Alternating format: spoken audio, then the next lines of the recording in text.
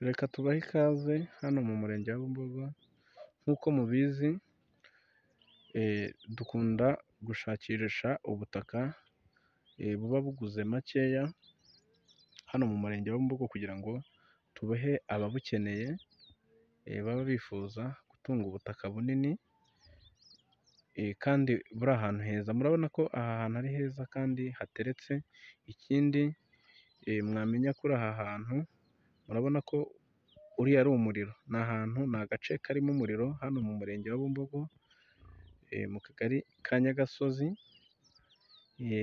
Ni ahantu hari ubutaka bunini cyane bufite ubuso 2,000 birenga. Murumva ko ari ahantu hanini. Murabona ukuntu hameze, ni ahantu hateretse hashaka amafaranga make cyane, ahantu ushobora gukorera ikintu cyitwa ubworozi. Kandi ejo cyangwa ejo bundi iterambere uko rizaza, murabona ko aha hantu hazabasha kujya mu miturire. Impamvu tuvuga ko hashobora kujya mu miturire ni uko haraguru muri metero 30 hari imiturire. Urumva ko ari ahantu heza wakabaye uza ugashora amafaranga yawe uyateganyiriza uburyo butandukanye. Aha ni ahantu rero hadakwiye kugucika. Murabona ko ari ahantu heza kandi haguze amafaranga makeya.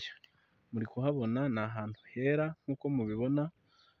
Hari ababa baradutumye ati ujye utuzanira ahantu hera, basi mu gihe dutegereje n'izo nyungu tube tubyaza umusaruro ubwo butaka. Ni ahantu heza rero ushobora kuza ugashora amafaranga yawe, ibintu bikagenda neza cyane.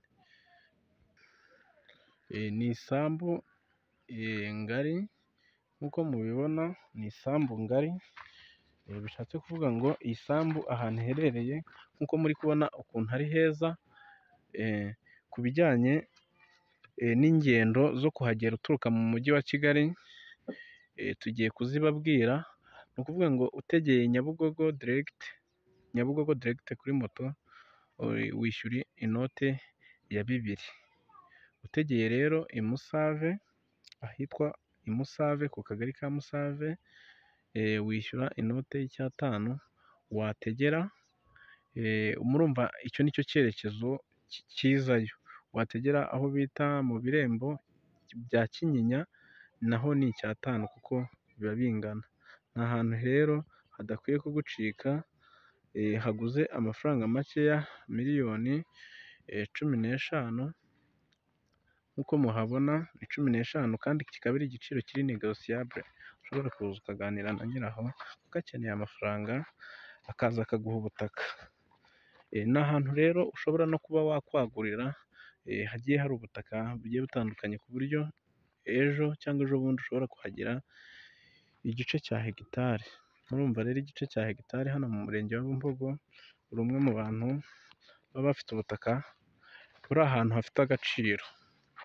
Tebuka rero tuguhe buno butaka, witungire UPI iriho ubuso burenga 2,000. Nimba ari ubwa mbere uyitunze, cyangwa se nimba atari ubwa mbere uyongere muzo ufite. Murakoze rero, turabashimiye kandi mugire ibihe byiza.